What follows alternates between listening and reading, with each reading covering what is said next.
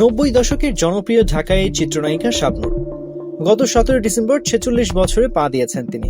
জীবনের ৪৫টি বসন্ত পেরিয়ে রূপালী পর্দায় নিজের দক্ষ অভিনয় দিয়ে দর্শকের হৃদয়ে জায়গা করে নিয়েছেন বহু বছর ধরে। যদিও এখন আর আগের মতো তাকে পর্দায় দেখা যায় না, তবে শাবনূরের অভিনয় এখনো অনেকের কাছে আদর্শ। বর্তমানে প্রজন্মের ঢাকাই নায়িকাদের কাছে শাবনূর আজও এক আইডল। ৪৬তম জন্মদিনে তাকে স্মরণ করছে অসংখ্য ভক্ত ও অনুরাগী। সামাজিক মাধ্যমেও তার প্রতি ভালোবাসা ও শুভেচ্ছার বন্যা বয়ে যাচ্ছে। এদিন জন্মদিন উপলক্ষে গণমাধ্যমের সামনে এসেছিলেন শাবনূর। তবে অন্যান্য বছরগুলোর তুলনায় এবার তার কথা ছিল বেশ পরিবর্তিত। নিজের ব্যক্তিগত জীবন নিয়ে এই অভিনেত্রী বেশ কিছু আক্ষেপের কথা শেয়ার করেছেন। তাহলে কি এখন আর সুখে নেই শাবনূর?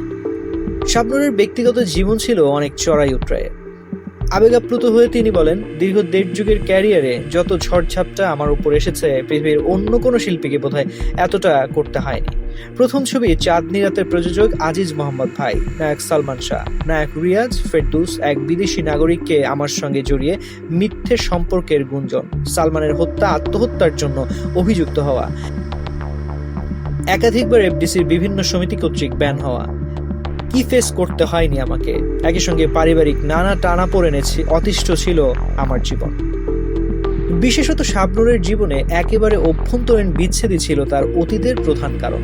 তবে এসব বিপর্যয়েও তিনি নিজেকে অনেকটা শক্তভাবে সামলেছেন।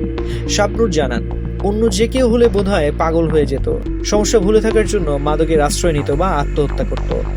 আমি কিন্তু সব নেগেটিভকে মনের জোরে পাশ কাটিয়ে জীবনটাকে পজিটিভলি গড়ে তুলতে পেরেছি। তবে ব্যক্তিগত জীবনে অনেক ক্ষতির পরও শাবনূরের অন্তরে এখন আর সংসারের প্রতি কোনো আগ্রহ নেই।